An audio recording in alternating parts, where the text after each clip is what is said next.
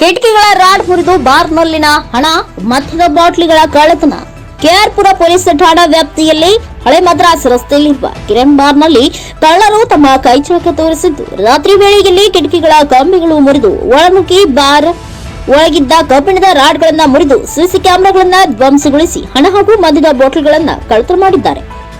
K R police ಠಾಣೆಯ ಕುಗಳತೆ ದೂರದಲ್ಲಿ ಈ ಘಟನೆ ನಡೆದಿದ್ದು, ಇದೇ ಬಾರಿನಲ್ಲಿ ಮೂರನೇ ಬಾರಿ ಕಳ್ಳತನವಾಗಿದ್ದು, ಸುಮಾರು 1 ಲಕ್ಷಕ್ಕೂ ಅಧಿಕ ಹಣ ಹಾಗೂ ಮದ್ಯದ ಬಾಟಲ್ಗಳನ್ನ ಕದ್ದು ಹೋಗಿದ್ದ ಬಾರ್ನ ಮಾಲೀಕರು ಈಗಾಗಲೇ ಕೆಆರ್ಪುರ ಪೊಲೀಸ್ ಠಾಣೆಯಲ್ಲಿ ಪ್ರಕರಣ ದಾಖಲಿಸಿದ್ದು, ಕೂಡಲೇ ಕಳ್ಳರನ್ನ ಬಂಧಿಸುವಂತೆ ಮಾಲೀಕ ಎನ್ ಶ್ರೀನಿವಾಸ್ ಒತ್ತಾಯಿಸಿದರು. ನಮ್ಮ ಬಾರು ಕಿರಣ್ ಬಾರ್ ಅಂಡ್ ರೆಸ್ಟೋರೆಂಟು. ನನ್ನ ಹೆಸರು ಎನ್ ಶ್ರೀನಿವಾಸು. ನನ್ನ ಮಗನ ಹೆಸರಲ್ಲಿ ಕಿರಣ್ ಕುಮಾರ್ ಇರೋದು ಬಾರ್ ಲೈಸೆನ್ಸು.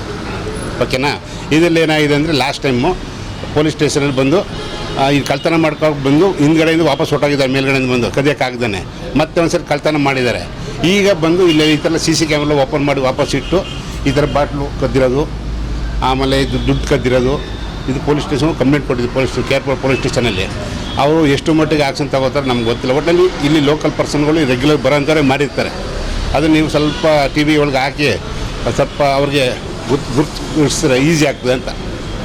ಏನೇನೋಗಿದೆ ಸರ್? ಎಷ್ಟು ದುಡ್ಡು ಐತೆ? 1,38,000 ಕ್ಯಾಶ್ ಇಟ್ಟಿದ್ದಾರೆ.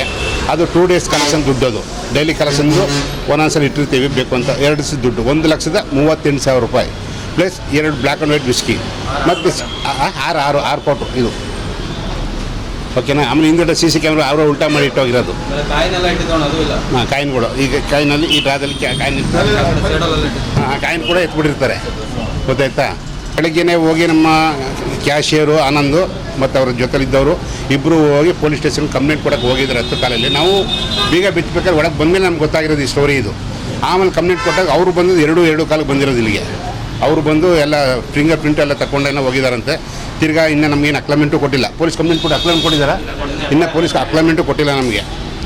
ಸೊ ಇದು ಸ್ವಲ್ಪ ನಮಗೆ ವ್ಯವಸ್ಥೆ ಮಾಡಿಕೊಡ್ಬೇಕು.